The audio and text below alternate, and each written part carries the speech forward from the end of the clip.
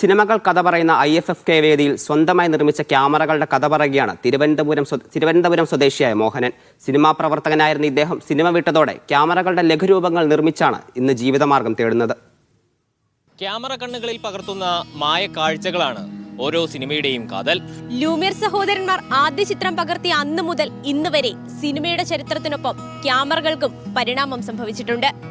പുതിയ കാലത്തെ നൂതന സംവിധാനങ്ങളുള്ള ക്യാമറയിലൂടെ പകർത്തിയ 177 ചിത്രങ്ങൾ തിരശീലയിൽ കഥ പറയുമ്പോൾ പുറത്ത് മോഹനേട്ടനും ചില കഥകൾ പറയാനുണ്ട്.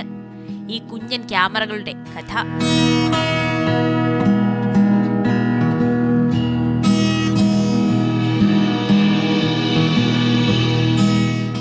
സിനിമയിൽ ആർട്ട് വർക്കറായിരുന്ന മോഹനേട്ടൻ തന്റെ 42 വർഷത്തെ സിനിമാ ജീവിതം നൽകിയ ഓർമ്മകളിൽ നിന്നും ചീന്തിയെടുത്തതാണ് ഈ കുഞ്ഞു വിസ്മയം. സിനിമയുടെ ഭാഗമായിരുന്നു. 42 വർഷം സിനിമയിലായിരുന്നു. ഈ ധാരാളം സിനിമയ്ക്ക് വേണ്ടി ഒരുപാട് സെറ്റ് വർക്ക് ചെയ്തിട്ടുണ്ട്. ആർട്ട് സെറ്റ് വർക്ക്, കാർപ്പൻ്റ് സെറ്റ് വർക്ക് അക്കാഡമി തന്നെ ഡിസ്പ്ലേ ചെയ്തിട്ടുണ്ട്. അത് കണ്ടുള്ള പരിചയമൊക്കെയാണ് കൂടുതലുള്ളതും.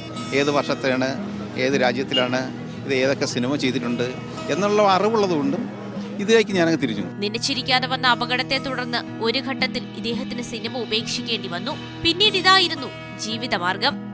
തേക്കിൻ തടിയിൽ ഒറ്റ പീസിൽ ചെയ്തെടുത്തതാണ്.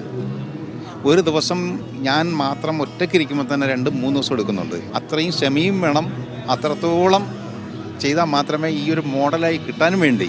ഇപ്പോൾ എന്നെക്കൊണ്ട് മാത്രം ചെയ്യാൻ കഴിയുന്നത് ഇത്രേ കഴിഞ്ഞിട്ടുള്ളൂ. നിരവധി ക്യാമറകളുണ്ട്. അതും ഇനി അടുത്ത വർഷം കുറച്ചുകൂടി കൂടുതലായിട്ട് കൊണ്ടുവന്ന് ചെയ്യണം എന്നൊരു എനിക്ക് ആഗ്രഹമുണ്ട്.